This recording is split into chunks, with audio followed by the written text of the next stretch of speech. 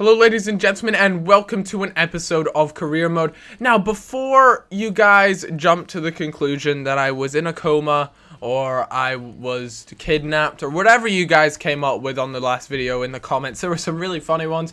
But yeah, I was actually down in London celebrating my 18th, which was actually last week, but I decided it was kind of like my present. I decided to take a few guys down to London and we went out and yeah, so, I'm currently recovering. That's why I didn't upload any videos, because I was down in London, and then I got back on Sunday, and I was just so tired, and that was the reason why I didn't upload any videos. So my apologies for that, guys, but I'm back. I'm here with some juicy career mode, and I know you guys enjoy me some career mode, but when I was down in London, I wasn't only celebrating my 18th birthday, I was also kind of there on a business trip.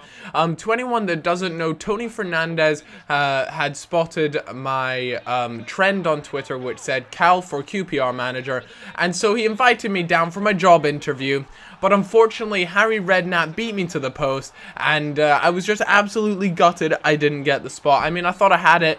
Harry Redknapp has already got any experience on me. I said, I've already managed QPR, you just don't even know it. And take a look, if you guys want to rewind literally a couple seconds ago, right to the beginning of that kickoff clip, then you guys will see that actually there was a little collision where the two of the opposition Sunderland players collide. Again, there it was, it collides into each other. That was kind of weird. It's done that to me a few times. But yeah, so, I was down in London speaking to the QPR board, and it was just a matter of they just said Harry Redknapp's hair looked better, and that was the only reason they gave him the job over me. There was no other reason. But with that being said, I proved my worth again with a 1-0 win over Sunderland. A big win, but I actually ended up coming up against Sunderland's big rivals, Newcastle, and I was away from home in this game. And Newcastle are actually a pretty strong side at the moment. They've got some really good players. They still have Cabaye in the squad. I'm actually very surprised they've been able to hold on to Cabaye in this game. I'm surprised no club has necessarily made a move for him, because I do reckon he would have been good, but El Shaarawy there with a bit of left trigger, right trigger, and unfortunately the roulette doesn't come off, but that was a really, really nice piece of play for him. And if you guys don't already use the left trigger, right trigger sort of complete dribble sort of thing, then I highly recommend you do. It makes it so easy to get past players, and will do you wonders. But unfortunately for me, Newcastle get the first goal in the 76th minute through James Rodriguez there, and I was gutted to let that go in, because I did feel as though, I played a good game, but my man of the match, well, my personal man of the match for the entire game had got to be Kurt Zuma. And look at those stats: 13 shots, 10 on target, compared to their 4 and 2 on target. So that was a real heartbreaker, to take all of those shots, which were, around the edge of the box, sort of a couple inside of the box.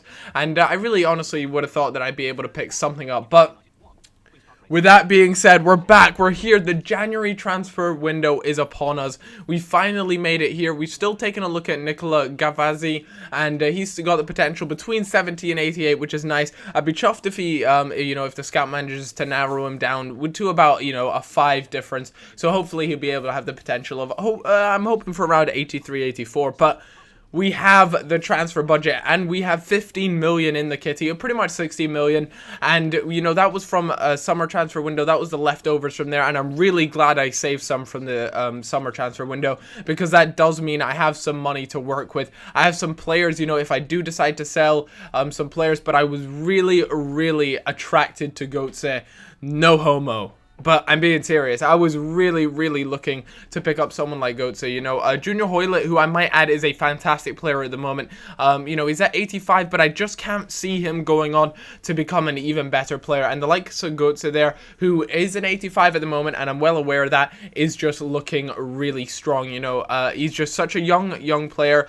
He's German. He plays for the Borussia Dortmund, and I just think he would fit into the squad so nicely. And in all honesty, although Junior Hoylett is fantastic, and he's a quick left mid player, we don't left mid isn't really a spot that we have in this squad. Another player that I was looking at was Neymar. Neymar would be quality. I was actually surprised he wasn't going for much more than around the 25 million marker. That's how much they had valued him at, and I was honestly surprised that he wasn't worth more, but I do suppose he is only rated 85 overall. But I think you guys are well aware of the fact that he is one of the best players to get young. He is going to improve into a really, really good player.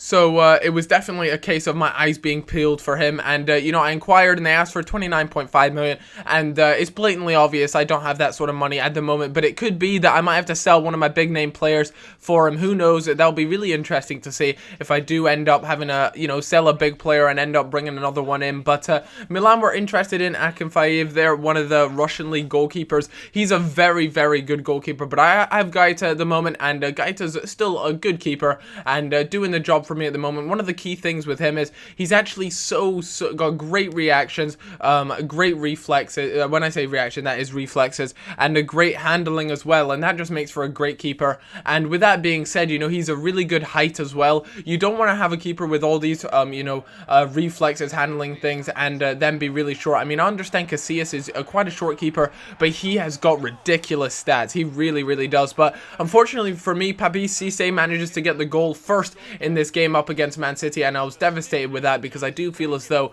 you know, I was definitely playing well, but it was only 17 minutes in, so there was still a lot of the game left to go. And Muriel with that pace, agility, dribbling, and everything. El Shaarawy as well, another really good player. And you guys, you know, it'll be interesting to see if there are any offers for him in January transfer window. I got really unlucky there with the El Shaarawy shot, but Muriel, the goal machine that he is, was in the right place at the right time, and that's one of the things that I think is really underestimated when it comes to players on FIFA. You know, you know, maybe the player has got a fantastic shot, has got a, you know, really good pace and things, but is he ever there at the right place at the right time? You know, is his tactical awareness any good? And I honestly feel as though if you get a player who's got good tactical awareness and just good awareness of the game, you'll find that he's in better positions 99% of the time, and you'll get a whole lot more goals with that, in, you know, with a really high stat in that sort of region. But a great ball from El Shaarawy and a fantastic control from Muriel, and Muriel chesses it down and just manages to put it past the keeper for another goal this game.